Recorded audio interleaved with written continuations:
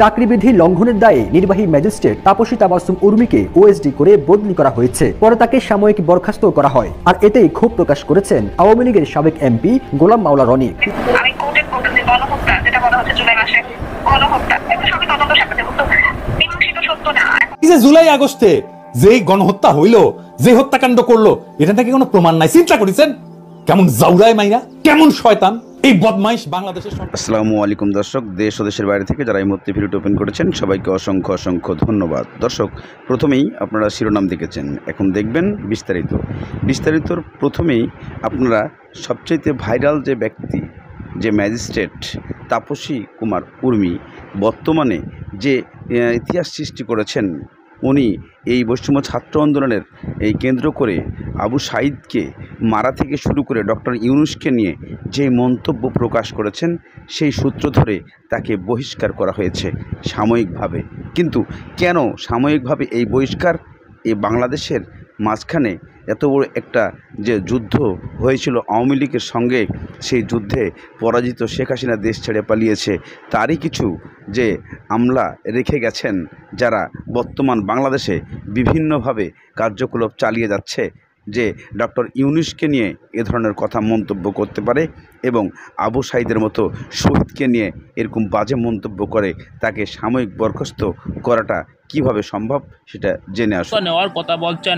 দর্শক, এই ভিডিওতে আপনাদেরকে সম্পূর্ণ তথ্য জানাবো।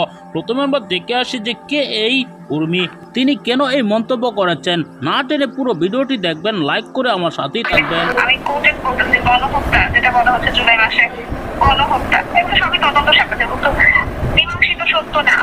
তাহলে জামায়াত বিএনপির কথাই ঠিক, হাসিনা পালিয়ে গেলেও ঠিকই রয়ে গেছে তার প্রেতাত্মা।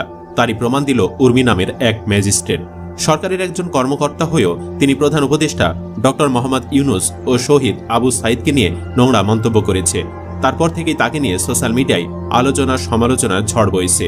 শুধু তাই নয়, এই ইস্যুটি টক অব দ্য কান্ট্রিতে পরিণত হয়েছে। অতঃপর তাকে বদলির পর সাময়িক বরখাস্ত করেছে জনপ্রশাসন মন্ত্রণালয়। বিপরীতে তার পাশে দাঁড়িয়েছে গোলাম মাওলা রনি ওরফে ময়লা রনি। আসলে কে এই উর্মি, কি তার পরিচয়, কি তার উদ্দেশ্য, কেন এমন করলেন, চলুন জেনে নেওয়া যাক বিস্তারিত। জানা যায়, উর্মির পুরো নাম তাপসী তাবাসসুম উর্মি।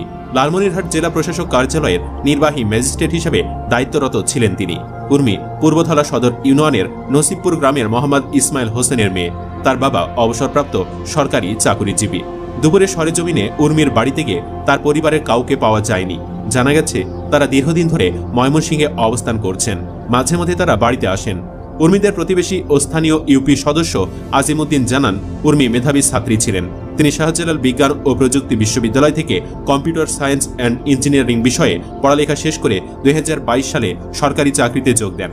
2 বোন ও 1 ভাইয়ের মধ্যে উর্মি বড়। ছোট ভাই জার্মানির একটি বিশ্ববিদ্যালয়ে পড়াশোনা করছেন। বাবা দীর্ঘদিন ময়মনসিংহ আনন্দমোহন সরকারি কলেজ সহ বিভিন্ন প্রতিষ্ঠানে শিক্ষকতা করেছেন। তাদের পরিবার কোনোদিন রাজনীতির সঙ্গে সক্রিয় ছিল এমনটি জানা নেই। সম্প্রতি ফেসবুকে একটি পোস্ট করেন তাপসী তাবাসসুম উর্মি। সেখানে লিখেছেন, সাংবিধানিক ভিত্তিহীন অন্তর্বর্তী সরকার